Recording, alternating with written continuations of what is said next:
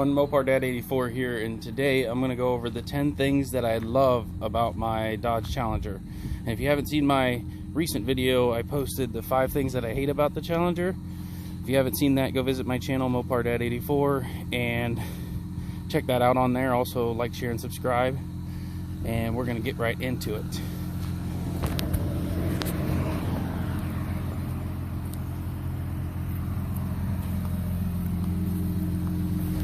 Number one is going to be that body style. I love the body style of the Challenger. Ever since I first seen the drawing of the car and knew it was coming out, I wanted it, and I finally got one now in 2015. And I like this style the best. They redesigned the car in 2015, changed up the headlights and the tail lights. Or maybe not the headlights as much, but the front changed a little bit and the rear changed. The tail lights I like a lot better. But number one is just going to be the styling. All right, we'll check out the rear lights.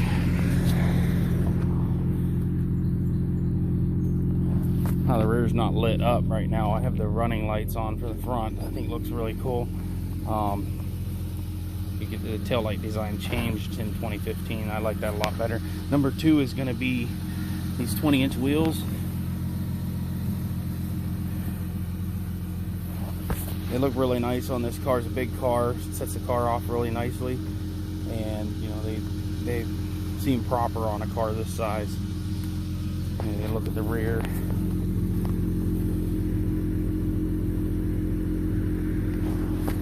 Yeah, so those are nice 20-inch wheels.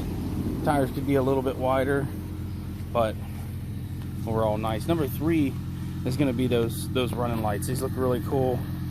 When you're running up on a Mustang or Camaro, they know to get out the way because they don't want none of this Challenger.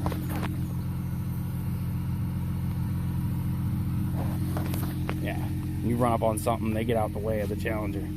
So that's number three. Number four, it's pretty easy. I could probably list 15 or 20 things. But we're gonna let number four be this hood scoop. Now, as I said in one of my videos, in the last video, the hood scoop makes it bulges the hood up, and it's part of what makes it a little bit harder to see where the front of the car is a little bit, as the hood's so bulged up and long. But you get used to it pretty quick. It's not no big deal. It looks really nice. Yeah, that hood scoop will be number four. Number five, we're gonna look inside at the interior. That's a little dirty. It's not bad, but I need to clean it up. I love the interior design. I got a couple car seats in the back because I'm a Mopar dad. I have 5 kids, so that's why I'm Mopar dad.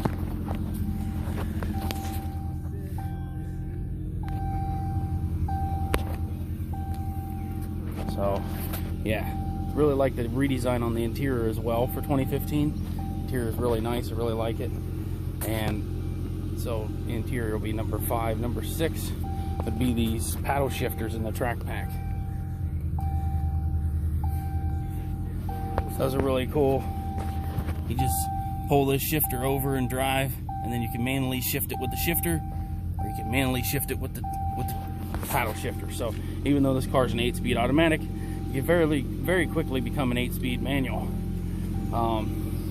So that's fun to play around with every once in a while. So number 6 is going to be them paddle shifters in the track pack. Number 7 is going to be the ride quality, comfort. This car, everybody says that they ride a lot better than the Mustang and the Camaro. That's because the Mustang and Camaro have a lot stiffer suspension.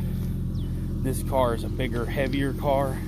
It's got a lot smoother ride. Even with big 20-inch wheels, rides real nice. That being said, even though it does have the softer ride, it still handles really, really well. So number 8 is also going to be the handling. Because I mean, I know the car handles well. I've put it into a 30-mile-an-hour bend at 60 and no problem. So if I can double the speed that's advertised for the bend, I think it handles pretty well. So to me, the car still, even though it's heavy, still handles really well. It's got a good mix of sports car and luxury car, maybe, I guess, because of the ride. But it rides really good for a sports car. So then we're going to go for number 9 is going to be fuel economy.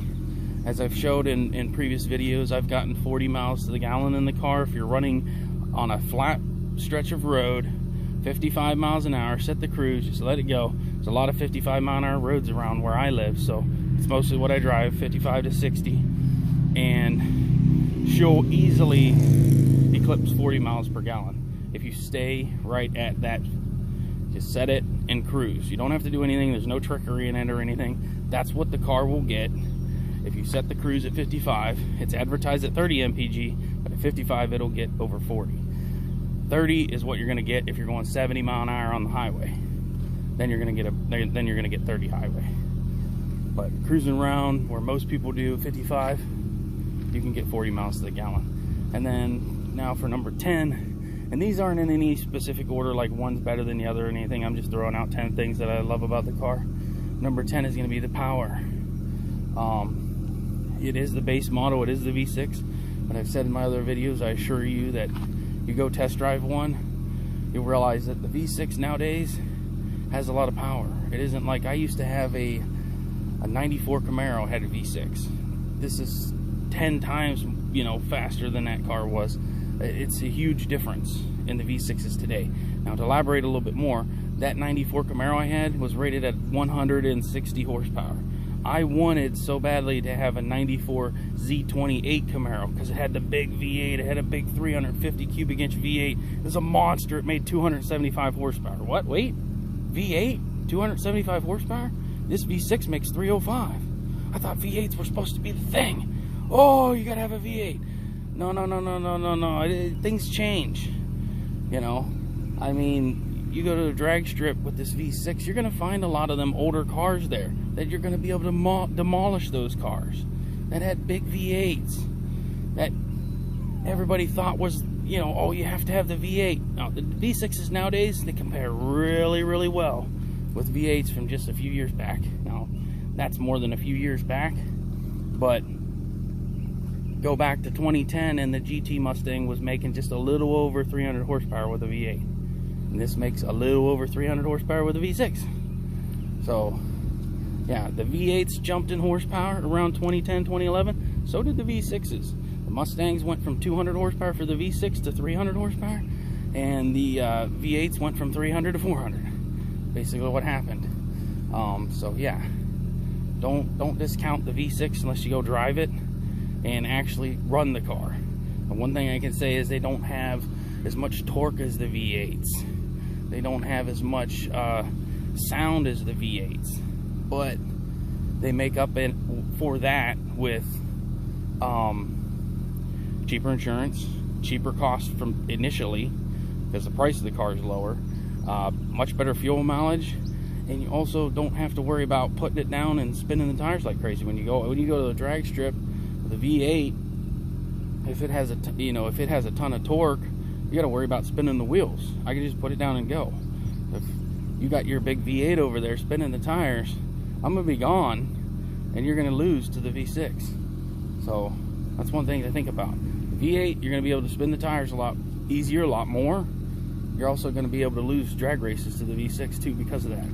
That's not necessarily mean you're gonna lose. You're just gonna need to know that you're not gonna be able to put it to the floor like I can with this. So you're gonna have to go maybe half throttle when you take off, and I can go full throttle. So I'm gone, and you just lost a V6. So something to think about. Now obviously you can fix that with putting drag radials on the back of the car, wider tires, but a lot of people don't do that. They take their stock car to the drag strip and they lose to something like this. And the only reason I'm mentioning that is just so to educate people a little bit. These V6s aren't slow.